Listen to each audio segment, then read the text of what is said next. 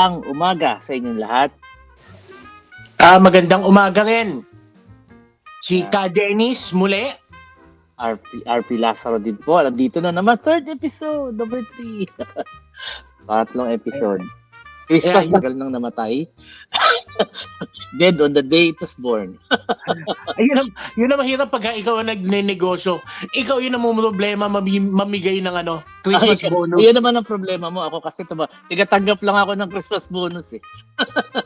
Kami mamimigay pa lang. Tangin na mahirap pa restaurant, yung lalo na yung nagsisimula. Ako, Talagang oo. gapang.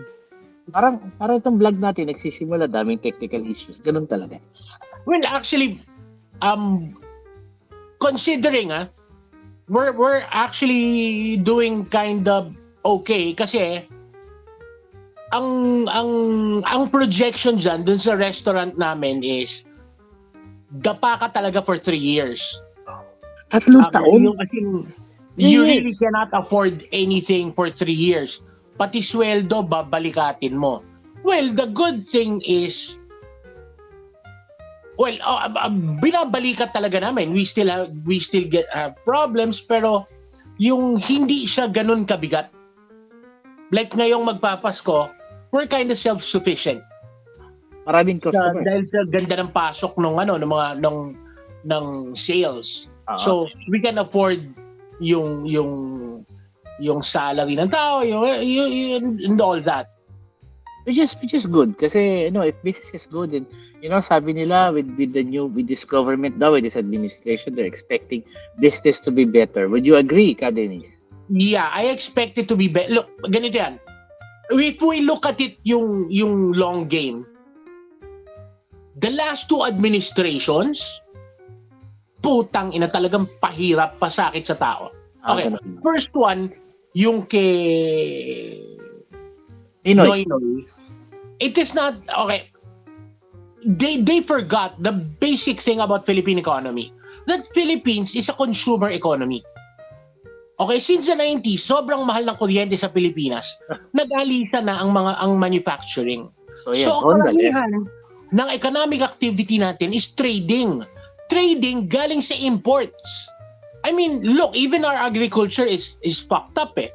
Diba? Even agricultural products natin ini-import. So most of the people really are into trading. So karamihan ng sweldo ng tao, if you look at it, galing sa pangangalakal.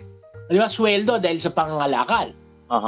The thing about it is, pagka consumer economy ka, ang sikreto dyan has to be yung velocity of money mo has to be very fast. Ibig sabihin, mabilis ang maraming perang umiikot, dapat maraming transactions.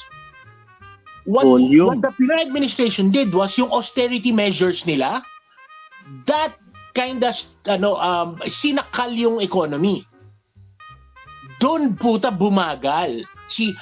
Kung mapapansin mo, for me, ang pinakamagandang indicator kasi yan, tignan mo yung mga beer house, yung mga clubs.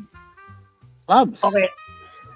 Pag maraming club, maraming namamayagpag na club, ibig sabihin maraming pera tao.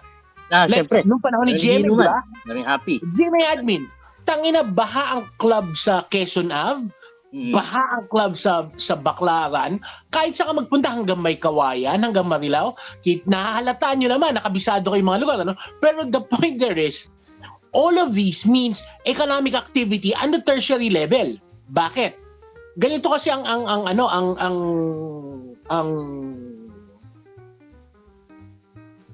behavior, ang spending behavior ng tao, ng lalaki especially. Lalaki. Pag nakuha ng sweldo, priority pamilya. Bahay, eskwela, pagkain, all that. Diba? Then, yung entertainment ng pamilya. Then, yung social services, yung mga importante, yung pang-ospital, ganyan, so on and so forth. Gamot. Yung matitirang pera, pang-inom. Pang-happy. Pag konti ang pera, ang inom niyan, sa labas sa bahay kasama barkada sa kanto. Pag nadagdagan yan, pupunta sa beer garden. Di ba? Yung merong ihaw-ihaw. Pag sa malaki, doon na pupunta yan, doon sa mga may table na. Di ba? beer house. Beer house. Pag na may pera, tsaka pupunta yan sa mga club. So, ibig sabihin, pag pumunta sa mga club, paldo yan, maraming pera yan. Maraming pera. Tingnan mo yung economic activity sa loob ng club. Gaano karami yan? Meron kang waiter, meron kang manager, meron kang tinitable na babae, merong takatakboy sa labas, merong watch your car boy. So yan, lahat ng diba? Merong taxi driver na nagde-deliver, na naghahatid dun sa mga babae pa uwi, nanunundo. Yung mga yung mga nagbebenta ng beer, nagde-deliver ng beer, nagde-deliver ng pulutan dun sa club na tinatambayan mo, lahat yun kumikita. And that extends so far. So, nung namatay yung club na yan, yung mga clubs, namatay lahat ng economic activity na yan. Hindi lang naman club ang kumikita sa pati yung nasa labas Yes, di ba? See, yun for me is the best indicator of economic activity sa Philippines. Kasi consumer economy tayo eh. So, pag nakita mong yung mga yan namatay, alam mong bagsak ang ekonomiya. Di ba? Dapat nagkaroon pa ng pandemya. Di ba? Nangutang pa ng kung saan-saan, hindi naman binibigay, hindi naman pinamigay. Yung mga ipinangutang, puta, kinita lang ng Farmally. Di ba? So, all of these are drained. Sa mapaloob ko doon. Di ba? All of that are drained sa economy. Ngayon, because all of that has stopped, okay, you have to look at ngayon, pansinin mo ngayon, simula na uling nagbubukas ang mga inuman, ang mga bars. Di ba? Meron na uli. Although hindi pa nasa level nung may mga club na may malalaki, but meron na uling nagbubukas, meron na uling tumatambay. Is it because tapos na ang pandemya? Probably. Pero for me, indicators, may pera uli ang tao. Nagsisimula na uling kumita. So ibig sabihin, may economic activity. So just by that indicator, this actually administration is better.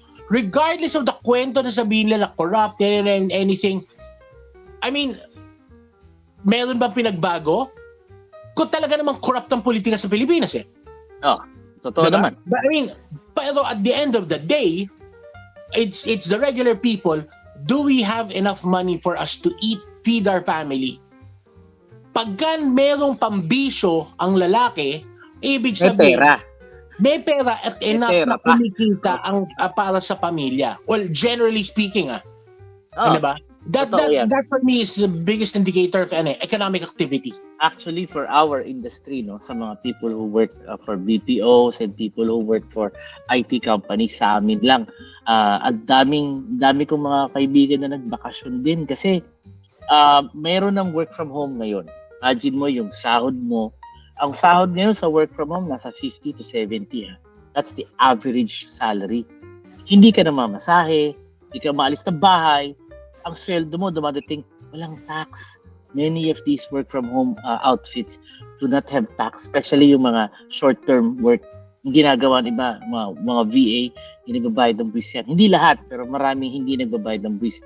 And there's nothing wrong with that kasi ganun ang kontrata nila And it's good kasi these people have a lot of disposable income without having to go through all that traffic. Kasi alam mo, karamihan ng sahod natin, kung iisipin mo, napupunta sa pagkain, pamasahe, ang laki-laki ng transportation cost. Masakit yun. So take that away, pagkain, bibihis ka pa, alam mo yung panahon mo pa, which actually translates to money if you think about it. Ngayon, work from home ako, masaya ako kasi yung sahod ko buo, nasa akin lang. Yeah, pero ako for the economy, delikado yan. Bakit? Because that's a bubble that's about to burst. I hope not. Yeah, everybody knows that the BPO industry is a bubble that's about to burst. Yes, that's true. Because of AI. May AI na kasi. Tsaka nandyan yung delikado, yung work from home, kasi artificial productivity yan Totoo din. They're not actually producing anything. Nasa service economy ka, true, pero yan yung pinakamadaling i-dispatch Yan ang unang-unang pwede mong i-kick out yung mga work from home.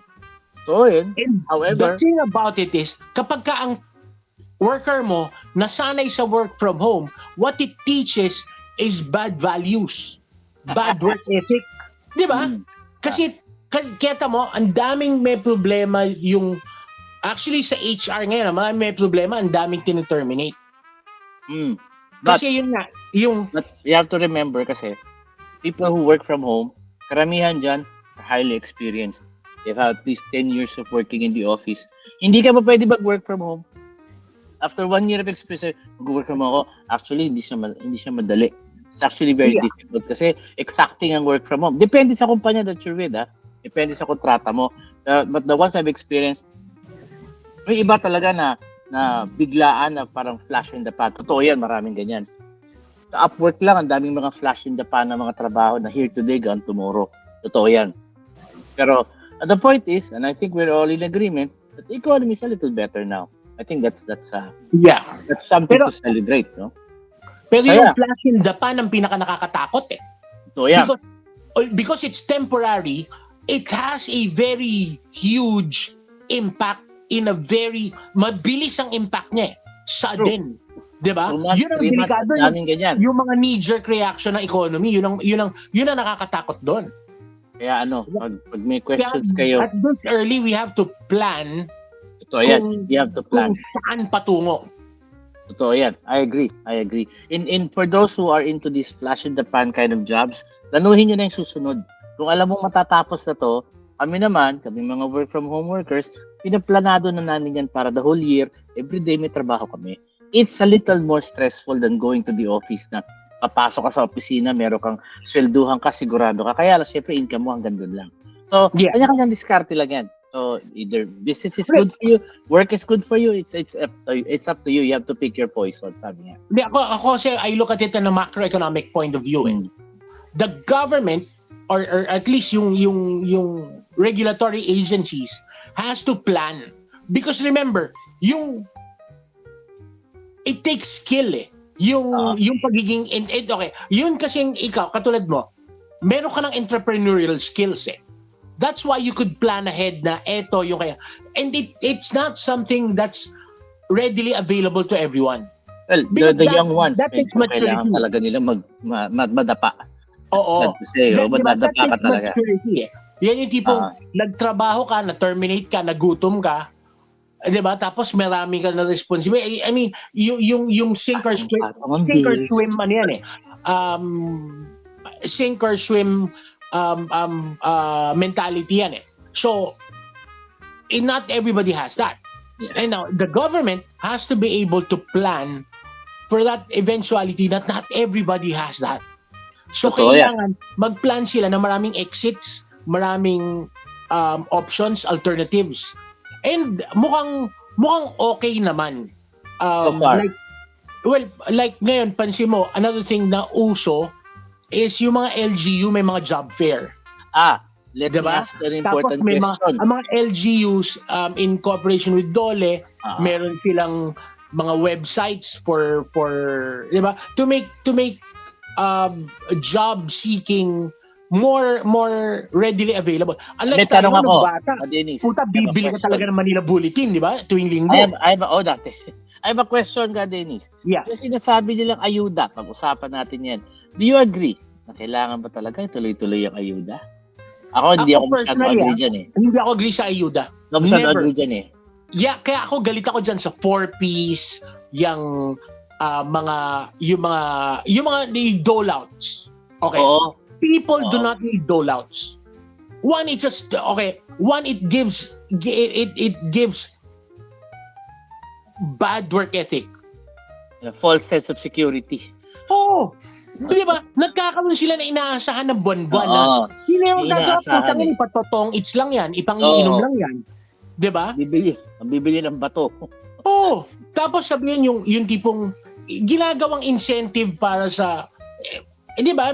You're incentivizing the lazy. Yan para pambili ng boto. Instead of puta dole-out, dapat binibigyan nila ang tao ng skills and yung trabaho. Like, alam mo pinakamagandang program before? Metro-Aid. Oo, naalala ko pa rin mga Kaminero. Metro-Aid, naalala ko yun. Kaminero na tinatawag. Alam mo ano yung Kaminero? Kaya Kaminero yun because they were supposed to walk. Kamina. Maglalakad lang yun, magbibilang ng puno, magbibilang ng poste. Di ba? Tangina mo, bilangin mo yung puno rito sa lugar na to. Lakarin mo yan. Naalala ko, Meron ba may ginawa silang ng buhay nung araw. silbi talaga? Statistics yun? Pero yun. wala talagang silbi yun. Hindi naman Pero, nagtutubo yan paglagpas mo diba? eh. Pero pinagpapaguran mo yung perang binibigay sa'yo. Diba? That's the point of it eh. The government, kung gusto nila, employ these people. Oo. Pero puta, wag kayo rin mamigay ng libre. Kaya kahit na yung mga pamaskong handog, puta, galit ako dyan. Ako personally, dito sa Makati, hindi ko kinukuha, hindi ko tinatanggap eh. Ako wala tatatanggap. Tataka ako, bakit?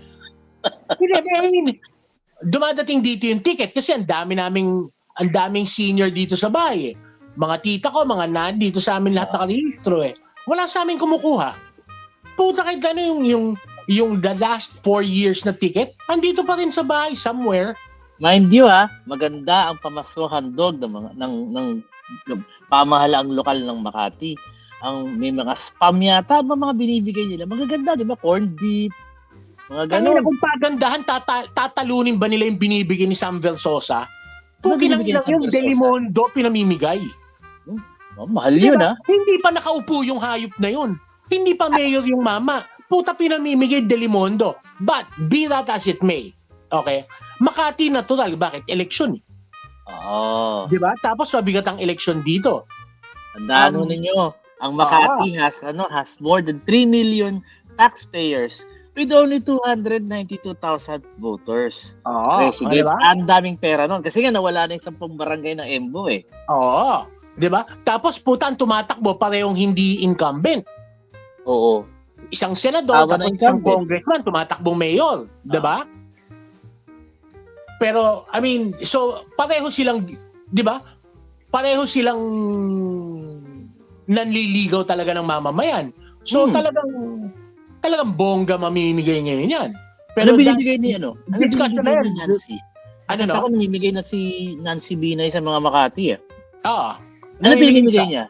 Ganda ng bag eh. Yeah, I mean, dapat lang. Di ba? I expect somewhere down the road, mangangatok ng bahay ang mga yan, mamimigay ng pera yan. Pera? Kala ko dilata lang. Well, ganito yan. Let's be pragmatic about it. 290,000 voters lang ang Makati. Tapos magkano ira niyan? 31 billion a year. Diba? Ang pera. So medyo talagang pag-aagawan yan. Kaya kayang magpa-dialysis ng lahat ng senior. Kayang magbigay ng gamot sa lahat ng tao. Kayang bigyan ng medyas at bag lahat ng bata. Dami talagang pera.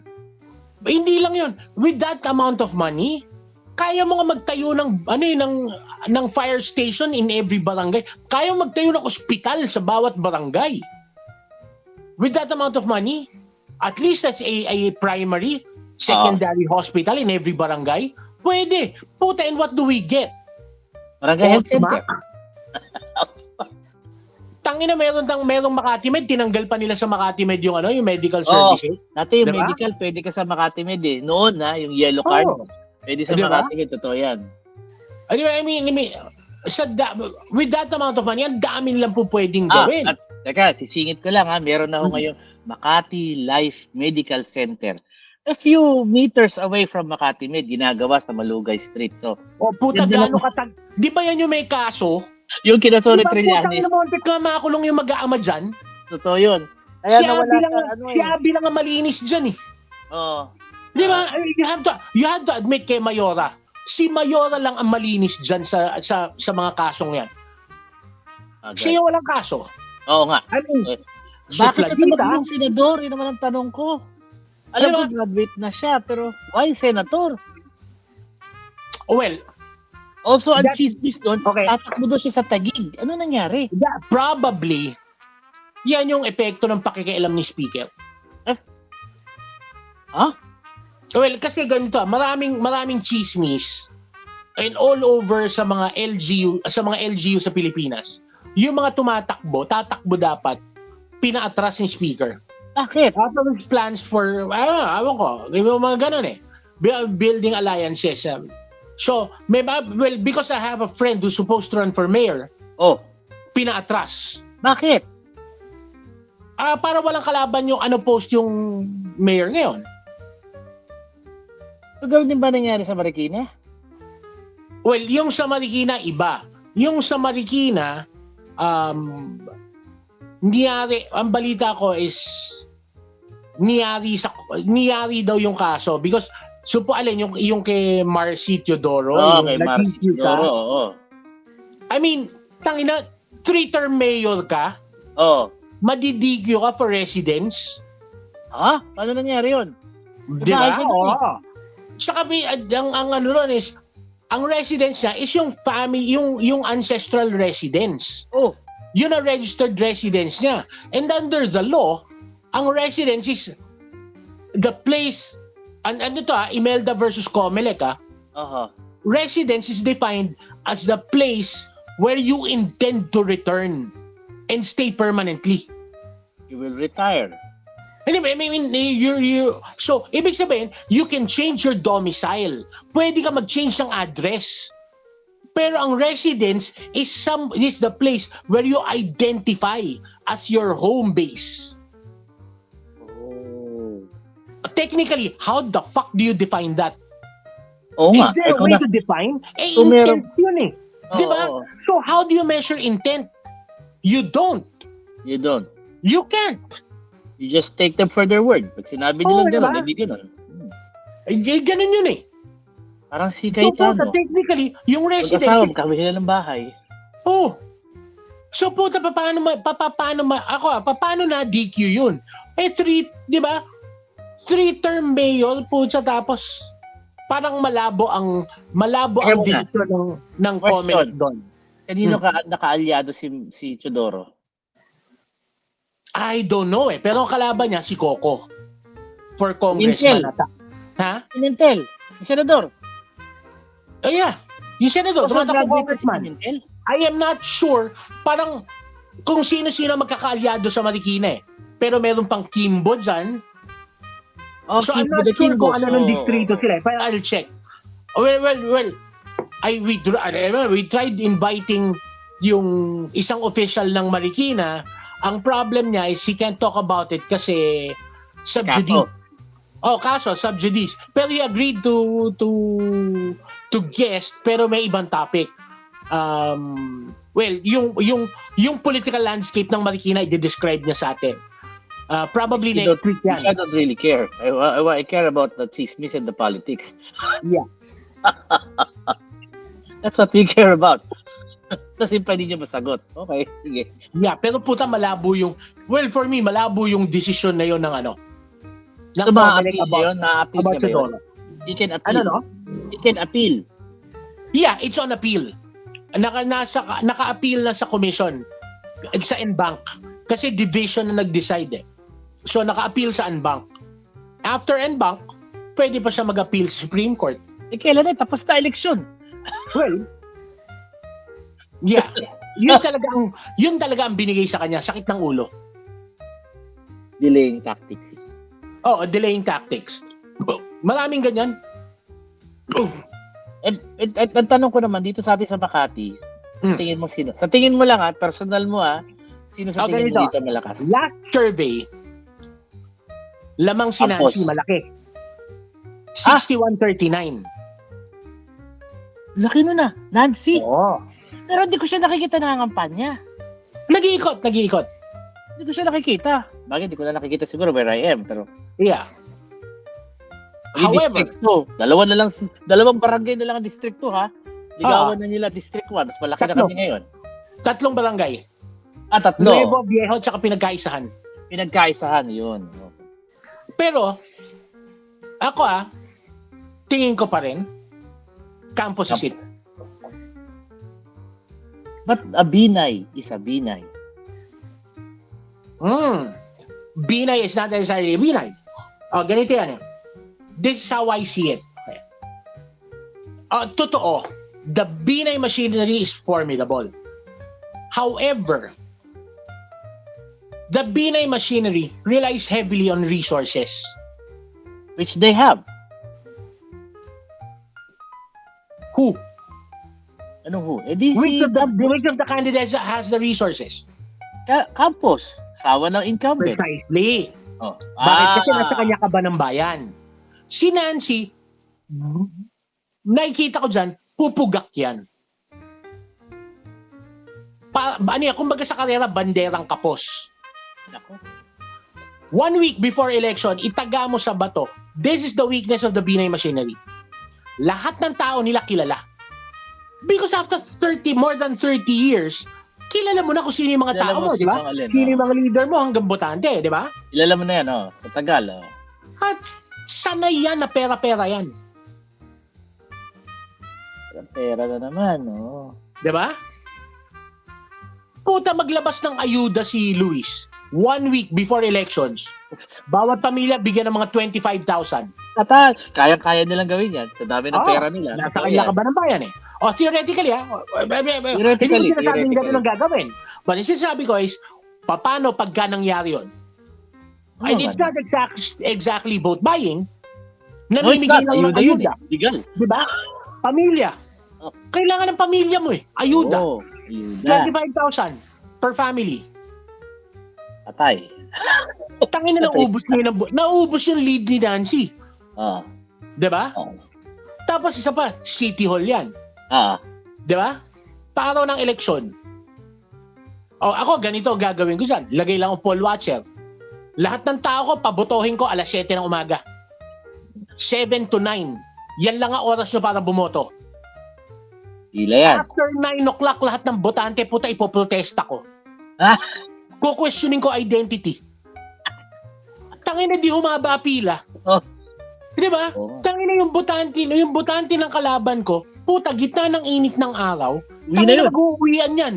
Uwi na yun. Wala pa siyang medicine to eat. Kasi biglang bumagal. Puta, 1 oras, 2 oras ka nakabilad sa araw. Di ba? Tapos wag ka maglagay ng tolda. Para puta lahat ng pila nasa gitna ng init ng araw. Tangin na yung mga matatanda, hihimatayin pa. Tangin na nag-uwian niya, naubos ang botante niya. Totoo yan. Di ba? Yun eh. Lamang ka agad. Bakit? Puta, itinakda ko lahat ng botante ko, bumoto bago mag 9 o'clock. Pag hindi ka bumoto, tangina mo, tanggal ka sa trabaho. Di ba? Oo. After 9 o'clock po, protesta nyo lahat, questionin nyo identity. ID. ID. Puta, yun lang isang tao, questionin mo identity. Yung dapat na 30 seconds siya sa harap ng listahan. Di ba? Ng board of, sa harap ng COMELEC, puta, abutin sa 15 minutos, multiply that by 1,000 times. Oo, haba pila. Biglang magkakaroon ng bottleneck. Iabot na natin bumoboto, ang haba ng pila doon. 4th floor pa. Di ba? Wala elevator. Di ba?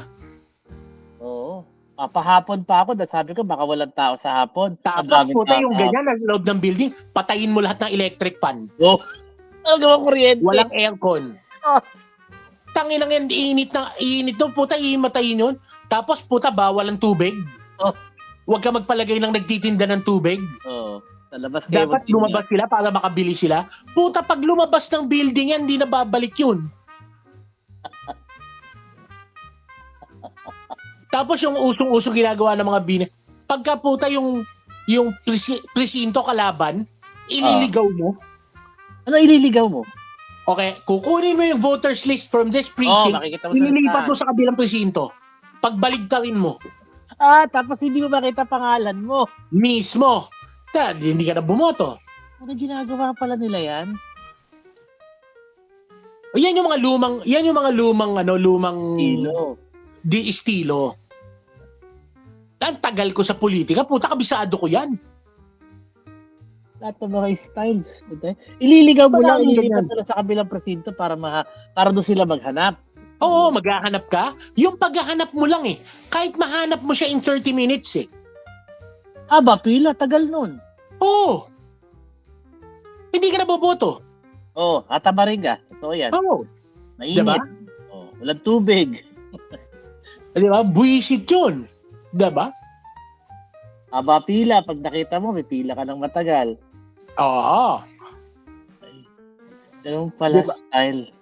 Oo, maraming style dyan.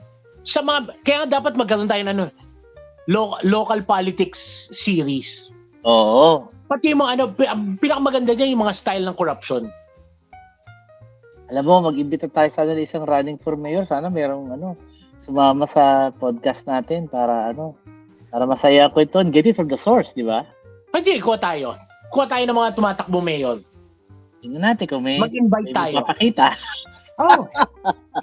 Tatanungin natin, sir, ano interview para talaga. magpandaya? Baka mag-walk out bigla, patay ng camera. Hindi, interview talaga. Yung matinong interview. Magtanungin ng gano'n. Hindi, Pero, yung mga gano'n, ang tatanungin natin yung mga yung nasentensya ng ombudsman. Ah? Yung may mga permanent disqualification. Oo. Magkukwento yun. Tagay na magkwento. Mura abuti natin to. Oo. Kasi si Junjun Binay ba permanently disqualified? Well, on appeal. Ay, on appeal. Siya, pero on appeal. Ang alam ko, hindi pa bumababa yung decision sa appeal niya. So he can actually run pag reverse yung appeal. Well, he was supposed to run. Alam ko, he's supposed to file for Congress eh. So wait a minute. So while he is still on appeal, he cannot run. No, pwede. Pwede? Because the decision is not final and executory. Why is he not running? Because at the end of the day, ang masusunod yung mayor, si Nancy, tsaka yung asawa niya, si Pepito. At hindi sila magkasundo ni Junjun. Alala ko, nag-away yan sila sa simbahan nun eh. That's something na chismis. But at the end of the day, chismis yun, napanood ko yun. Nag-away sila sa simbahan. Ay, hindi. Si Abby tsaka si Junjun yun. Oo, si Abby nga tsaka si Junjun. So, supposedly, magkakampi si Nancy tsaka si Junjun. But the thing there is, since si Nancy ang standard bearer, siya magdidesisyon kung sino ang nasa ticket niya. Kaya nga ticket niya kulang. Hindi niya pinuno. Di ba para disadvantage yun sa partido mo kung hindi nyo pinuno yung ticket? Yeah, relative. Well, depende how you look at it eh. Posibleng it's a strength, pwedeng it's a weakness. Although, for me, ang weakness doon is hindi nila kinuha si Tosca. Si Tosca? Oh, I know the name. Bakit? Si Tosca, puno yan. Anak ni Rico J. Palagi may baong boto yan. Anak ni Rico J. Dating konsehal, si Bebe. Kahit pagbali-baligtarin mo mundo, sa dami ng barkada ni Rico J., puta, mayroong baong boto yan si Tosca. Totoo yan. May baong boto yan. The kid's amiable. She's kind of nice. Pretty pa. So palaging vote getter yon.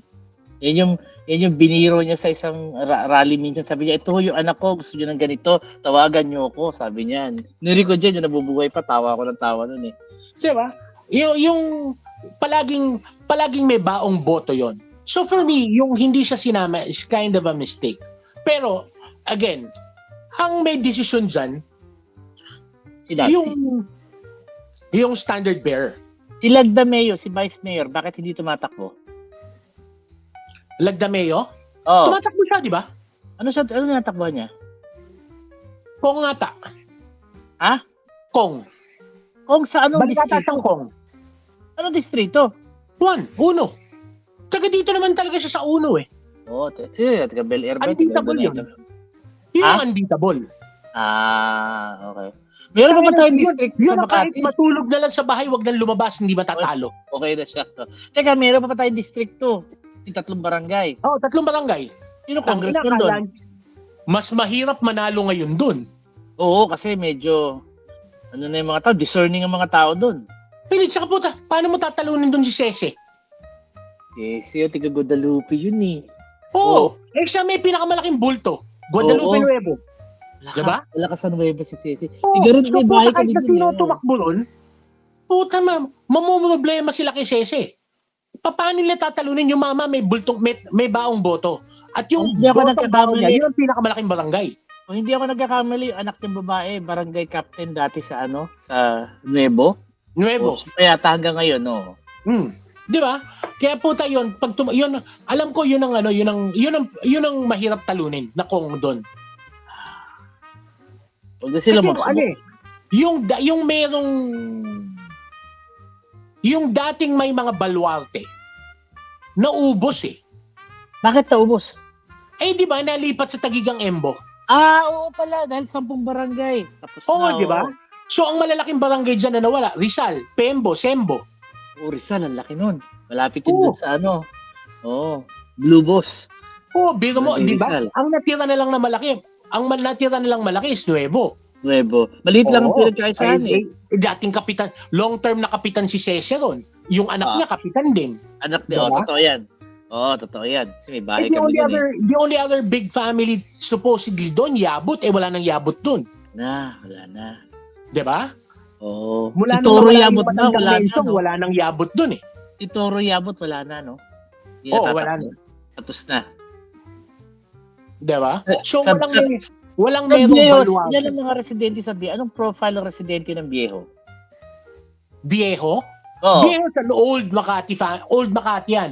So talagang mostly, tsaka nawala na laperal dyan eh. Kaya medyo wala ng squatter dyan. Talagang puro mga taal na taga Makati na yung Viejo. Yan yung mga matatandang talagang taga Makati. Parang Nuevo. Nuevo ganun din eh. Ang Nuevo talagang mga taal na taga Makati yan. Ano yan eh? Dahil ang transients, yung mga transferee, yan yung nasa South Sembo. Yung Macda. Yung Macda, hindi na part ng Nuevo yun eh. Hindi na nga, Taguig na yun eh. Taguig na siya ngayon. Oo. So yung mga bultuhan ng boto, nawala sa Makati yun. Yung mga merong traditional na nag-aalaga ng botante, di ba, ang inaalaga ang botante, Macda, Rizal, Pembo, Sembo, yan yung malalaking bultuhan. Question. Bakit si Abby Binay hindi tumakbong mayor ng Taguig? Yun ang chismis nun eh. Okay. Chismis lang to. Yan ang malaki kong tanong. Kasi ganito Kasi kung tumakbo siyang mayor sa Taguig, unbeatable siya. Unbeatable siya. Kasi puta yung bulto ng botante niya napunta ron eh. Ano ba? Barangay. Solid eh. Tapos, equal, lumalabas, ang botante nila ng Cayetano, pantay-pantay lang eh. Tabla-tabla eh. Puta sa kanya kakampi niya Tinga tsaka si Rafika. Tapos sa mga Cayetano, magkakaaway pa. Magkakapatid. Well, may nagsabi sa akin na ang problema ni Abby is nag-transfer siya daw ng residence to Nuevo. Di ba East Rembo na siya? Hindi, East Rembo siya talaga. Tapos may nagsabi sa akin, pero I don't know the veracity of it because I haven't seen the Chismis lang Chismis lang. Dahil nung nag-transfer daw sa Nuevo. But I doubt that eh. Ako, basa ko talaga, mukhang pinatras yan. Nino? It's one of those things. Nino? Sino ba mahilig magpatras? Well, yun ang kasi inalok siya mag-senador eh. And alam niya na mas tagilid siya sa Senado. Kasi puta, ang makinarya ng national, iba eh, naki Nancy. Di ba? Kasi si Nancy tumakbong senador eh. I mean, I don't think they're on such good terms na ibibigay sa kanya yung makinarya. Hindi. Labo yun. So which means she has to make one herself. So nandun ang komplikasyon nun. Komplikasyon nga yan. So teka muna, sandali lang. Kung mananalo naman siya 100% sa Taguig, and yet she did not run, and she went to the Senate, kung alam niyang malabo siya in terms of makinarya and other things, ba't yun pa rin ang ginawa niya? See, that's the question. Medyo ibig sabihin, malalim ang dahilan. Malamang. Di ba? So, ibig sabihin, may carrot and stick. So, ang tanong is, ano yung carrot and stick? Ano yung kung talaga mapilit tayong malaman, Di alamin natin. Ako nawalan ako na. Hindi ko na ipinagtanong. Pero pagtatanong ko, para next episode, meron tayong pag-uusapan. That's an interesting question. Actually, marami pa tayong pag-uusapan, kaya lang, ubus na oras Kasi as natin. far as I know, yung timing na, alam na nila that the MBOS will go to Taguig. Yes. Okay? Alam The na nila yun question was timing. So, ang alam ko, in-arrange sila, Abby, that to time that the way it was timed. Yes. Na puta, hindi kaya, by the time i-announce, hindi handa ang mga Cayetano sa kanilang invasion. Yes. Which was, by all indications, patok, di ba? Oo. Puta, Lani fucked things up. Lalo na yung pinipilit lang i-take over yung mga proprietary assets ng Makati. Di ba? Puta, sobrang sama ng dating niya nun. Oo. Hindi niya dapat pinatuloy niya she could have recovered from that kung tinuloy-tuloy ni Abby yan. Hanggang ngayon, galit ang tao dun eh. Oo.